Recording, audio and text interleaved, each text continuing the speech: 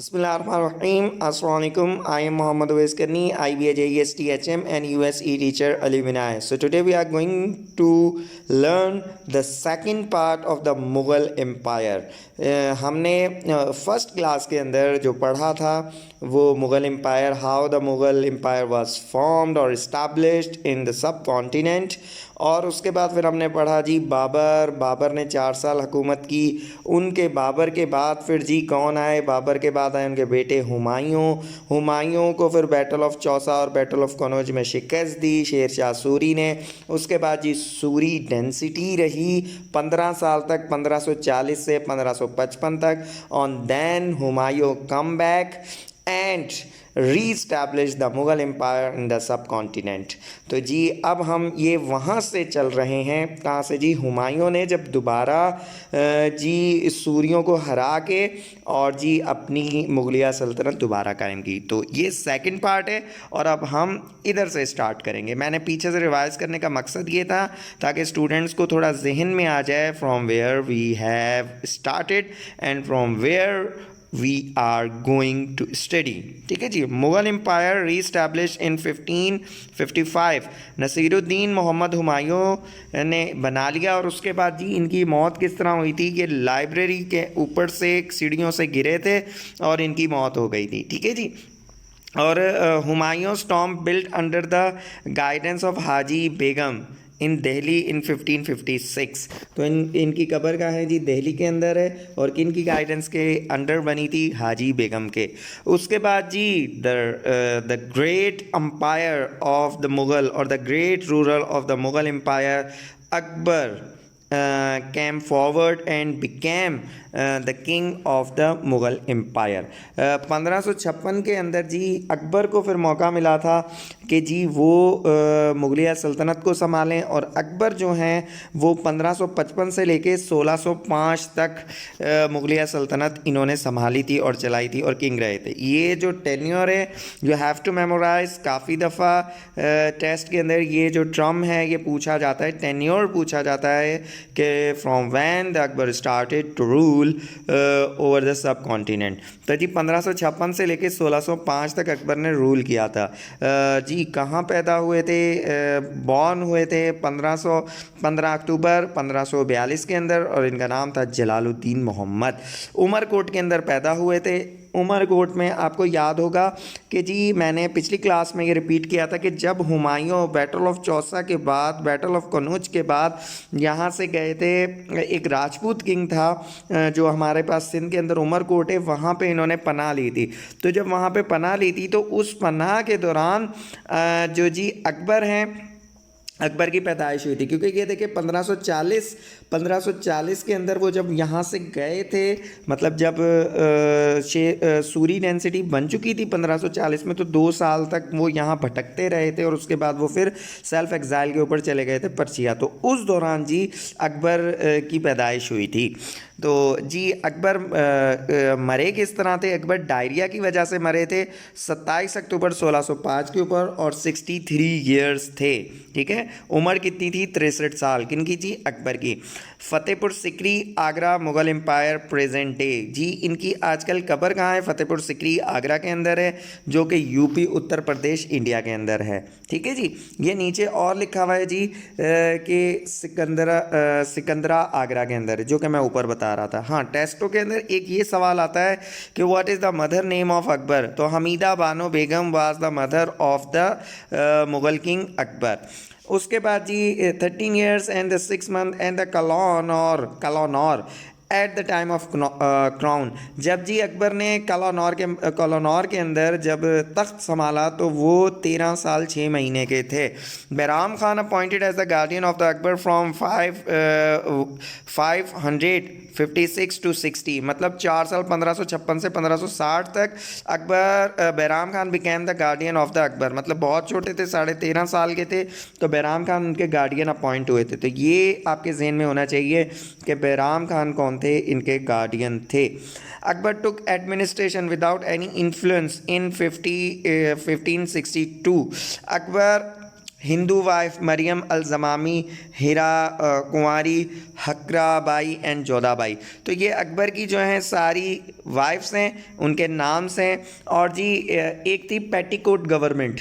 एक petticoat government का मतलब क्या होता है कि वो गवर्नमेंट जो औरतों के असर रसूख में चले। तो अकबर ने जब 1556 से 1560 तक जब बैराम खान के अंदर हुकूमत की, उसके बाद फिर 60 से लेके 62 तक उन्होंने जी पेटीकोट गवर्नमेंट मतलब औरतों के, उनकी जो घर के अंदर बहुत पावरफुल जो औरतें थीं, इनकी अम्मी थीं, और जी बहुत जो थीं, ये जो इनकी देखें जो कितनी सारी अम्मियाँ थीं, और तो इनके असर रसूख के अंदर बड़ी गवर्नमेंट की है। तो इसको पेटीकोट गवर्नमेंट भी कहा जाता है, जो कि 2 साल तक चली थी। और 1562 के बाद अकबर तंग आ चुके थे और उन्होंने फिर कहा था कि अब मैं अपनी जो गवर्नमेंट है वो खुद करूँगा।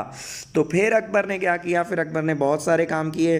बाय एबॉलिश कर दिया क्या जी, जिजिया को एबॉलिश कर दिया नॉन मुस्लिम्स के ऊपर। दीन इलाही बनाया। दीन इलाही का बहुत सवाल आता है 1582 के अंदर, और इनको अपोजिट किया शेख अहमद सरहंदी, ठीक है, the first famous scholar of the sub continent, ठीक है। हज़रत शेख अहमद सरहंदी साहब ने इसको क्या किया, अपोज किया किसे, दीन इलाही को। दीन इलाही बनाने वाले कौन थे जी, अकबर थे। और बना कब था, 1582 के अंदर। ये वाला पॉइंट आपने अपने जहन में रखना है। उसके बाद Akbar move the capital of his empire from Agra to Lahore in 1585 and then moved to Agra in 1599. 9 gems in the Akbar court.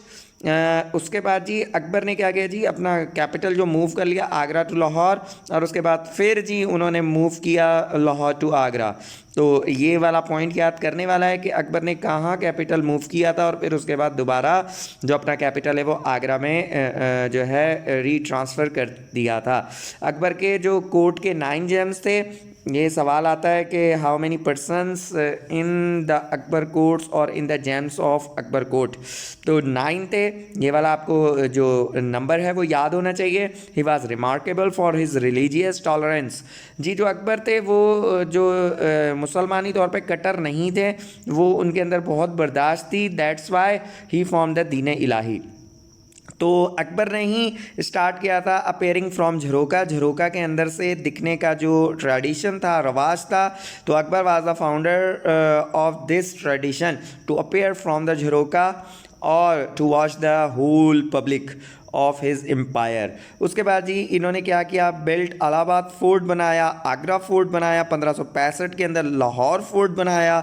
उसके बाद जी फतेहपुर सिकरी, बुलंद दरवाज़ा, जहांगीरी महल, एक आगरा फोर्ट। तो ये जी कंस्ट्रक्शन वाली चीज़ें थी जो कि सारी किसने बनाई जी, अकबर ने बनाई। बिल्ट इज ऑन टोम्ब, इन्होंने अपनी जो कबर है वो खुद बनवाई, but completed by his son, क्योंकि डायरिया से मरे थे। बट इनकी जो सन थे उन्होंने इनकी जो कबर थी वो कंप्लीट करवाई। उसके बाद जी मनसबदारी सिस्टम के फाउंडर कौन थे, वो भी अकबर थे। मनसबदारी सिस्टम एक डिटेल में पढ़ने वाला टॉपिक है, बट जी उसकी डिटेल में नहीं जाते because this is not a part और this is not a concerned information regarding the topic और टुडेज क्लास, तो that's why we can not go there. तो मनसबदारी सिस्टम बनाने वाले कौन थे जी, अकबर थे, ठीक है। अकबर असल में ये मिलिट्री का निज़ाम था जो अकबर ने बनाया था लोकली लोगों को इन्वॉल्व करके। Akbar ranked of a government official and also other military generals in the mansabdari system. Khane Khana was the title of Abdul Rahim, ठीक है। अब्दुल रहीम जो थे उनका टाइटल था क्या था, खाने खाना। अक्सर ये सवाल आता है कि the title of Abdul Rahim was या खाने Khana was the title of, तो आपको पता होना चाहिए कि किसका टाइटल है, खाने अब्दुल रहीम का। अकबर नामा and Ain Akbari written by Abul Fazl. तो ये बायोग्राफी है, it is not an autobiography. Autobiography Babur की है, ठीक है। ये जहन में रखिएगा कि किसने बायोग्राफी लिखी और किसने ऑटोबायोग्राफी लिखी है। तो जी बाबर की जो थी वो ऑटोबायोग्राफी थी, बट जो अकबर का था अकबर नामा या आइन अकबरी, वो जी किसने लिखा था, अबुल फजल ने। बिरबल ओरिजिनल नेम वाज, ये 9 जेम्स के अंदर ही था अकबर के। तो बिरबल जो था उसका ओरिजिनल नाम क्या था, Mahesh Das. Raja Man Singh Rajput general of Akbar. Tansen was the singer of the Akbar courts and he was also the member of the 9 gems। तो तनसीन जो थे वो सिंगर थे जी, कौन से, अकबर के कोर्ट की। ये तनसीन वाला और ये जितने भी बताएं जी, कौन सा बिरबल का ओरिजिनल नाम क्या था, खानी खाना किसका टाइटल था, ये टेस्ट में अक्सर पूछे जाते हैं सवाल। अब जी एक मोस्ट इम्पॉर्टेंट सी चीज़ आ गई है कि second battle of Panipat.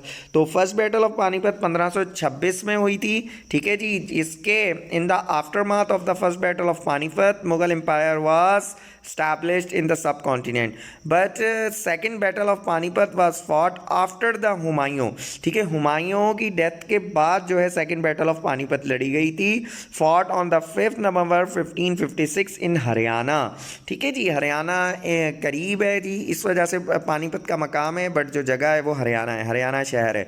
His army lead by Bairam Khan, तो जो मुगलों की जो आर्मी थी वो किसने लीड की थी, बैराम खान ने, क्योंकि वो उस टाइम पे गार्डियन थे। गार्डियन कब से थे, 1556 से लेके 1560 तक, जैसा कि अभी हमने पीछे पढ़ा। डिफीटेड हीमू एंड द सूर army on 5th November 1556 at the second battle of Panipat 50 miles 80 kilometre north of Delhi. तो जी ये लड़ी किसके दरमियान गई थी, अक्सर जी सूरियों को हराया था, जिस तरह जी हुमायूं ने बैटल ऑफ चौसा और बैटल ऑफ कनौज लड़ी थी कि मैं दोबारा मुगल एम्पायर बना सकूं, but he was defeated from the Sher Shah Suri. तो फिर वो यहाँ से एग्जाइल पे चले गए थे। तो इसी तरह ही जब जी हुमायूं ने दोबारा वो सल्तनत हासिल की, तो हुमायूं की डेथ के बाद जो सूरी डेंसिटी थे उन्होंने फिर एक दफ़ा फिर कोशिश की कि वो अपनी सूरी डेंसिटी बनाए जैसा कि मुग़लों ने बनाई थी।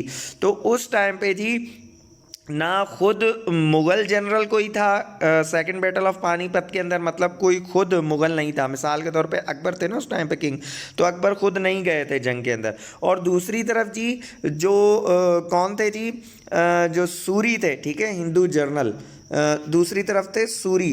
तो सूरियों में से कौन आया था, सूरियों में से आया था हीमू, ठीक है। हीमू कौन था, हीमू था जर्नल था आदिल शाह का। आदिल शाह कौन था जी, सूरी था।